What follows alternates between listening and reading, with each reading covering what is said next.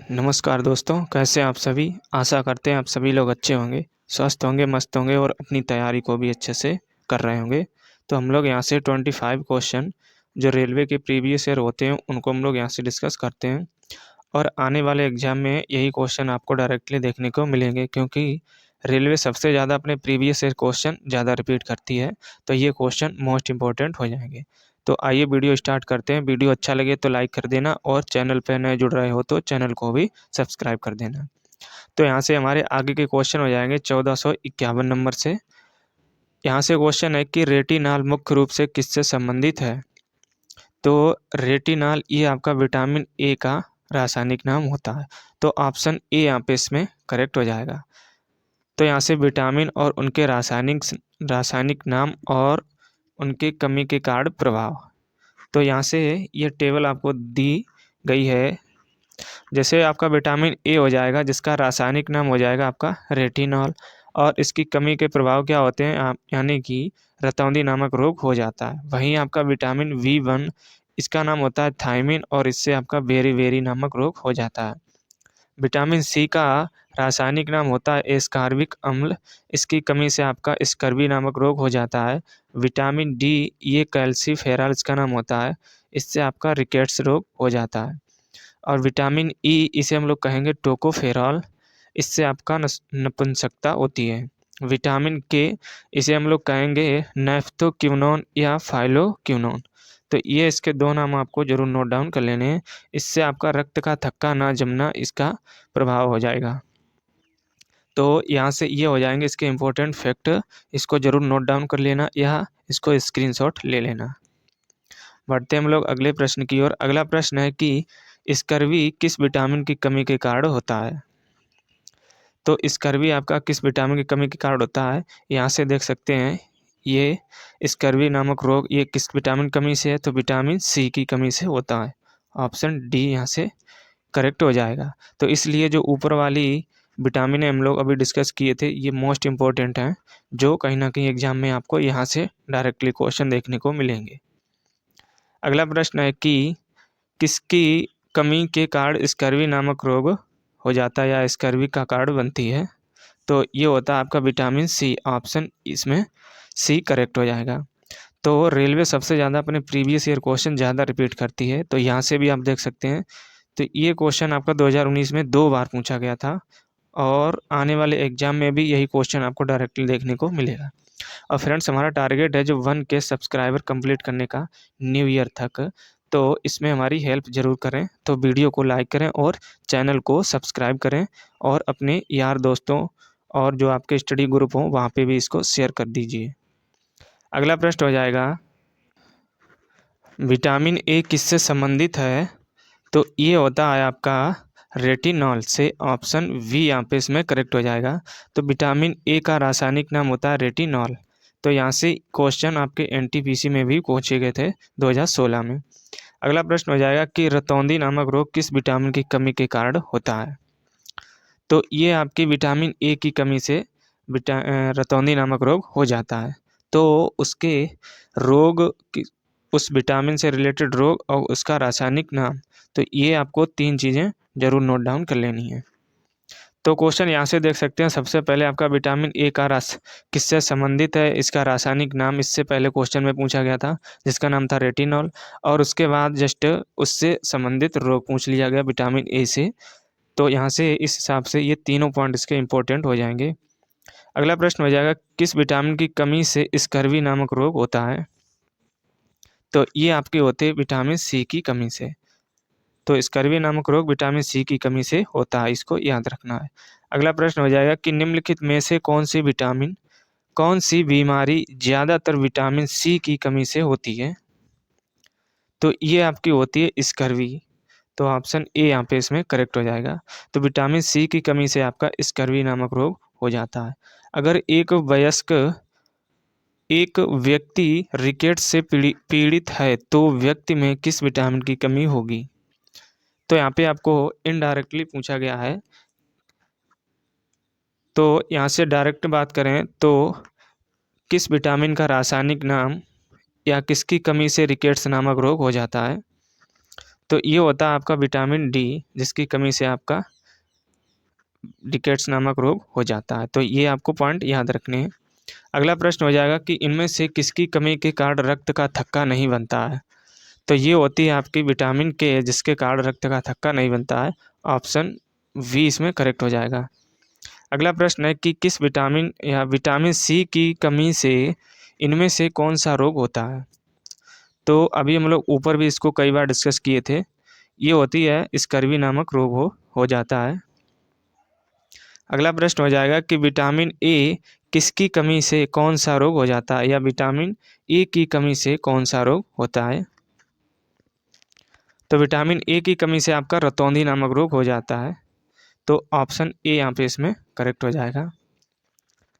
प्रश्न अगला हो जाएगा कि विटामिन के किसकी कमी से क्या होता है, या इसकी कमी से क्या होता है।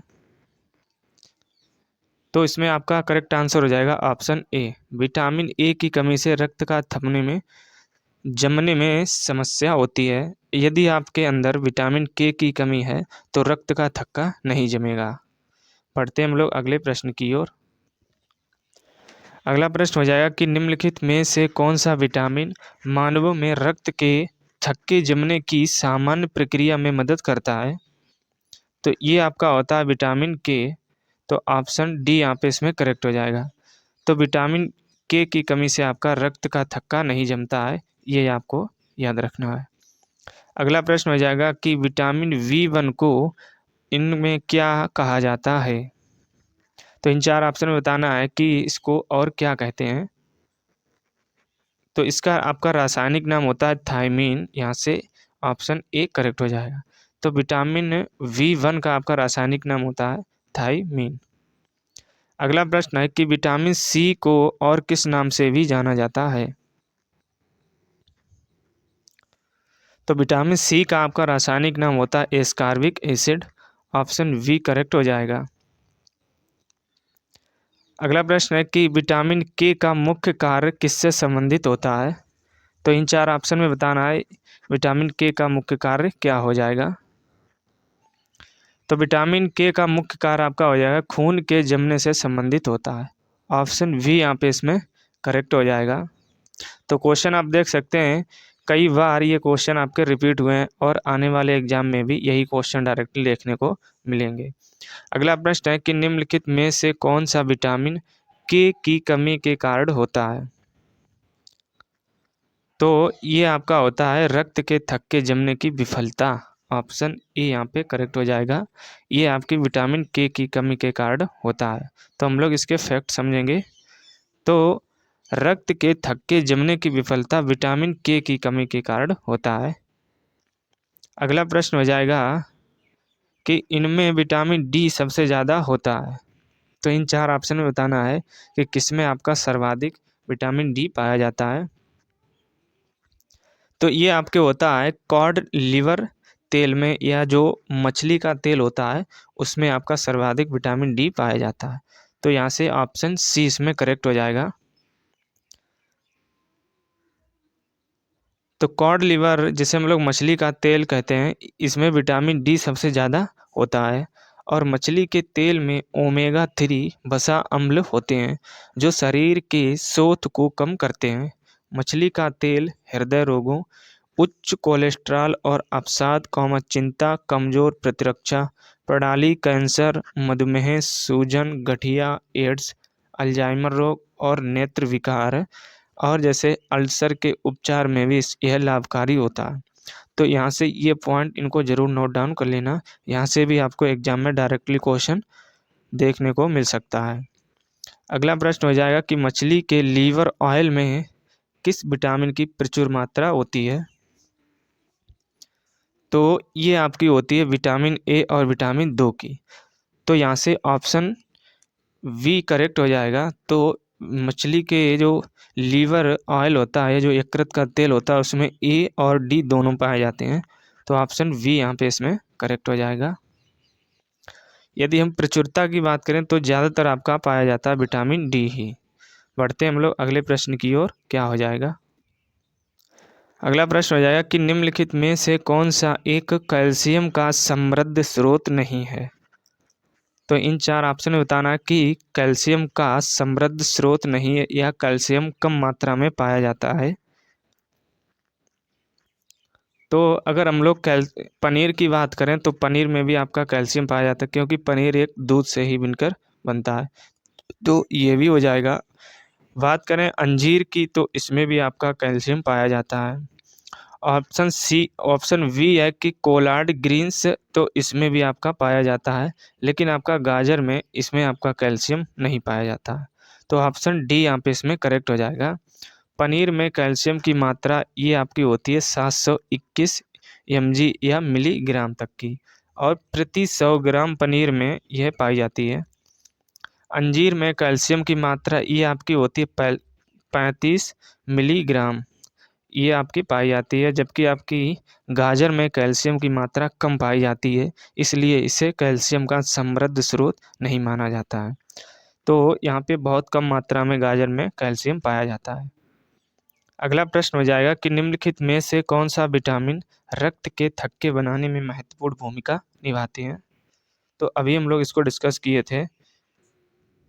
रक्त का थक्का जमाने में महत्वपूर्ण ये होती है आपकी विटामिन B12। तो ऑप्शन ए इसमें करेक्ट हो जाएगा। तो विटामिन रक्त के थक्के बनाने में महत्वपूर्ण भूमिका निभाता है। तो B12 ऑप्शन में यहाँ पे दिया गया है, तो इसको ही आपको क्लिक करना है। वैसे आपका होता है विटामिन के, ये इम्पोर्टेंट होता है, ये ऑप्शन में नहीं है, तो आपको B12 पे जाना ही पड़ेगा। तो हम लोग इसके इम्पोर्टेंट पॉइंट देखेंगे क्या हो जाएंगे। तो विटामिन B12 को कोबालामिन भी कहा जाता है। तो ये होता है आपका विटामिन B12 का रासायनिक नाम, इसको जरूर नोट डाउन कर लेना। और यह एक ऐसा विटामिन है जिसमें कोबाल्ट धातु पाया जाता है।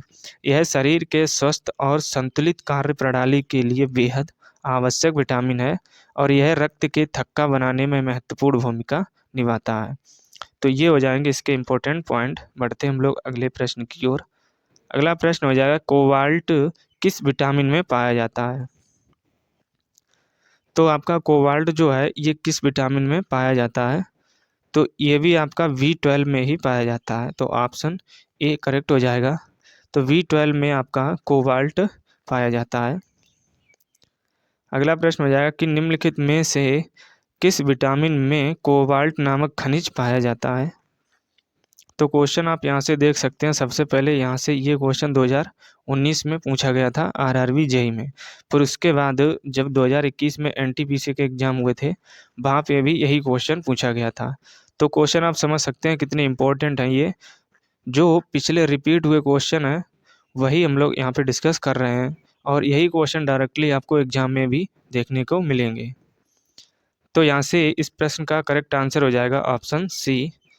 तो खनिज ये कोबाल्ट नामक खनिज ये आपका विटामिन B12 में पाया जाता है।